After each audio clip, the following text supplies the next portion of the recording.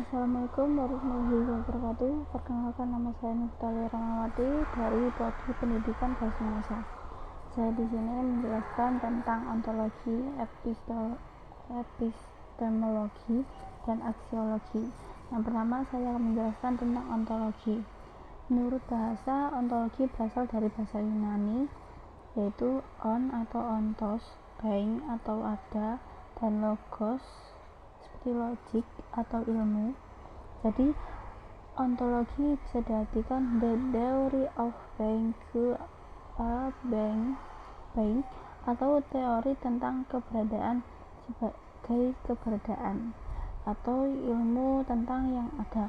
Pengertian menurut istilah, ontologi adalah ilmu yang membahas tentang hakikat yang ada, yang merupakan ultimate reality yang berbentuk jasmani atau konkret maupun rohani atau abstrak. Dalam pemahaman ontologi dapat diketemukan pandangan-pandangan pokok atau aliran-aliran pemikiran antara lain, yaitu monoisme, dualisme, pluralisme, nihilisme, dan agnostisisme.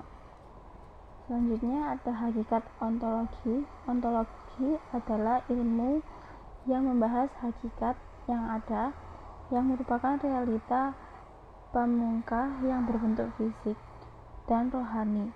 Ontologi juga berarti teori atau studi tentang wujud seperti karakteristik dasar dari seluruh kenyataan. Ontologi bersinonim dengan metafisika, yaitu studi filsafat untuk menentukan sifat nyata yang asli atau nyata alam dari suatu benda untuk menemukan jenis, struktur, dan prinsip benda tersebut. Selanjutnya ada epistemologi. Ruang lingkup epistemologi. A.M. Arifin merinci ruang lingkup epistemologi meliputi hakikat, sumber, dan validitas pengetahuan. Huder Ahmad merinci menjadi 6 aspek, yaitu hakikat, unsur, macam tumpuan, batas, dan sasaran pengetahuan. Bahkan A.M. Saifuddin menyebutkan bahwa epistemologi mencakup pertanyaan yang harus dijawab. Apakah ilmu itu? Dari mana asalnya? Apa sumbernya? Apa hakikatnya? Bagaimana membangun ilmu yang tepat dan benar? Apa kebenaran itu? Mungkinkah kita mencapai ilmu yang benar? Apa yang dapat kita ketahui? Dan sampai di manakah batasannya? Selanjutnya ada objek dan tujuan.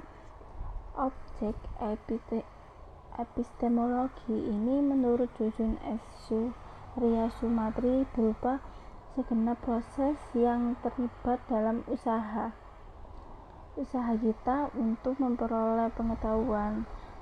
Proses untuk memperoleh pengetahuan inilah yang menjadi sasaran teori pengetahuan dan sekaligus berfungsi mengantarkan tercapainya tujuan. Sebab sasaran itu merupakan suatu tahap pengantara yang harus dilalui dalam mewujudkan tujuan. Selanjutnya ada tujuan epistemologi. Menurut Jean-Jacques Maritain mengatakan, tujuan epistemologi bukanlah hal yang utama untuk menjawab pertanyaan apakah saya dapat tahu, tetapi untuk menemukan syarat-syarat yang memungkinkan saya dapat tahu. Hakikat epistemologi berusaha memberi definisi ilmu pengetahuan, membedakan cabang-cabangnya yang pokok, mengidentifikasikan sumber-sumbernya, dan menetapkan batas-batasnya. Selanjutnya, apa yang bisa kita ketahui dan bagaimana kita mengetahui adalah masalah-masalah sentral epistemologi, tetapi masalah-masalah ini bukankah semata-mata masalah-masalah filsafat. Selanjutnya ada aksiologi. Kata aksiologi berasal dari bahasa Yunani, yaitu dari kata exiso berarti milia, dan logos artinya ilmu atau teori. Jadi aksiologi memiliki arti teori tentang nilai. Aksiologi bisa diartikan sebagai studi tentang hakikat tertinggi, realitas dan arti dari nilai-nilai atau kebaikan, keindahan, dan kebenaran. Dengan demikian, aksiologi adalah studi tentang hakikat tertinggi dari nilai-nilai etika dan estetika. Dengan kata lain, apakah yang baik atau bagus itu? Nah, selanjutnya ada hakikat nilai. Aksiologi memang selalu terhubung dengan masalah nilai kegunaan ilmu. Ilmu tidak bebas. Nilai artinya pada tahap tertentu ilmu harus disesuaikan dengan nilai-nilai budaya dan moral suatu masyarakat dalam usahanya meningkatkan kesejahteraan bersama.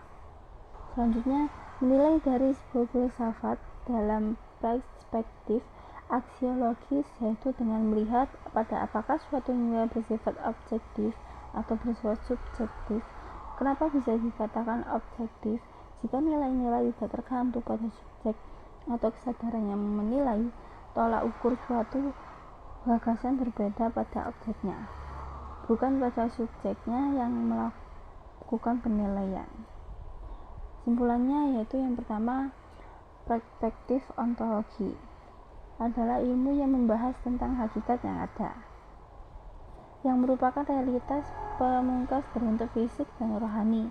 Ontologi juga berarti teori atau studi tentang wujud seperti karakteristik dasar dari seluruh realitas dengan metafisika sebagai bidang kajiannya.